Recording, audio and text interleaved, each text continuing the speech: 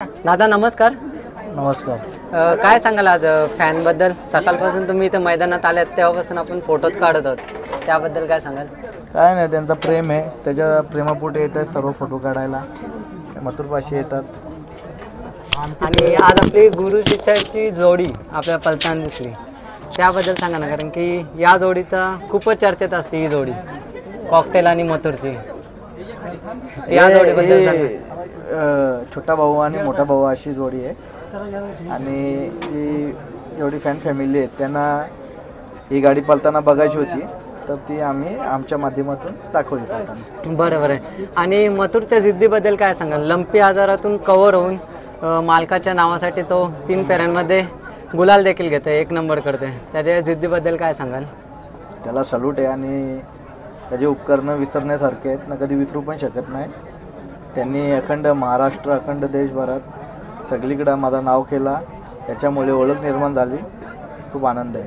आणि पिंटू शेट यांच्याबद्दल काय सांगाल, तुमच्या मैत्रीबद्दल? या कारण की स्वतःचा पेरा तोडून तुम्हाला त्यांनी पेरा दिला, याबद्दल काय करावं लागतं दोस्तीमध्ये एकामेकाला. हे जर आम्ही लोकांनी आता केलं तर पुढच्या पिढीसाठी, जे पुढचे युवक गाडा मालक आहेत त्यांच्यासाठी या सगळ्या गोष्टी चांगल्या प्रमाणात शिस्तबद्ध असं राहतील. बरोबर. आणि दादा कॉकटेलच्या खरेदीबद्दल सांगा ना, कॉकटेलची खरेदी कुठून झाली आणि कशी झाली? जालन्यावरनं झाली, भीमनगरवरनं. आणि कॉकटेलच्या याच्यात पलामध्ये एक वेगळी अशी गोष्ट आहे, तो खाली मान घालून पळतो, त्याबद्दल काय वाटतं तुम्हाला? हाय, आता बघूया, पळतोय चांगला, दोन्ही खांदी पब्लिकने शॉर्ट पळतोय. येणाऱ्या काळामध्ये त्याच्यावर मेहनत करू, मुंबईमध्ये नंबरामध्ये कसा पळवायचा त्यासाठी प्रयत्न करू आणि घाटावर सुद्धा 3 फेऱ्यावर कसा पळते प्रयत्न करूया आपण.